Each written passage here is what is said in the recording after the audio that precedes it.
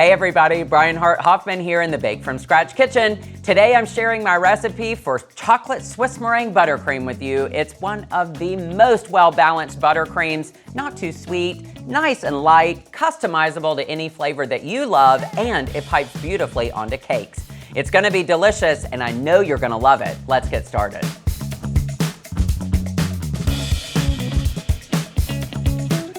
We'll start things off in a heat-proof bowl because we have a pot of simmering water. So whatever you place over it, make sure that it is safe to do so without breaking. So heat-proof bowl.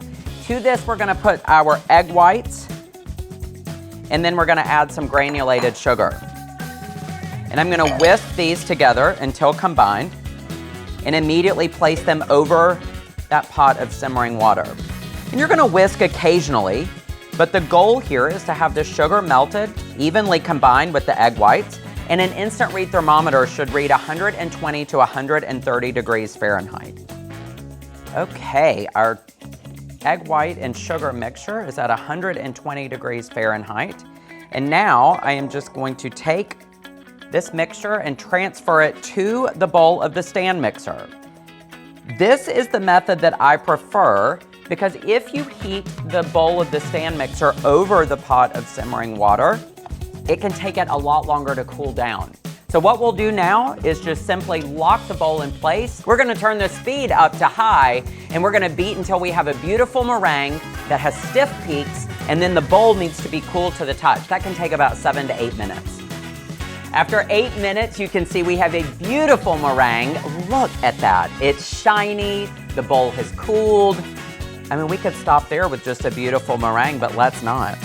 There's some butter that wants to hang out in this recipe as well. So get your whisk attachment back on, then you'll turn your stand mixer back on, take it right back up to that high speed, and then we're gonna add our unsalted butter, 2 tablespoons at a time. And after each addition, you wanna make sure that it's fully combined before adding any more, but you just throw it right there in, let it combine, and then you'll see this buttercream come together beautifully.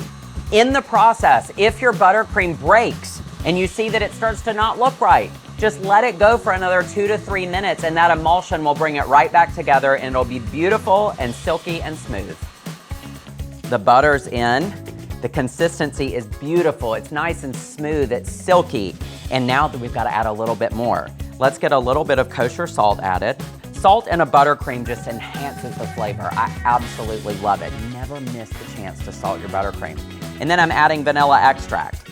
We'll get these combined, and then this would be a perfect stopping point for a vanilla flavored buttercream. But we're not gonna just stop there. Let's add some chocolate. I have some melted chocolate, and I'm just gonna add this to the bowl, and we're gonna whisk it in. And then we'll have a beautiful chocolate buttercream that you could eat straight from the mixing bowl. Voila! I'll stop and scrape, get everything combined.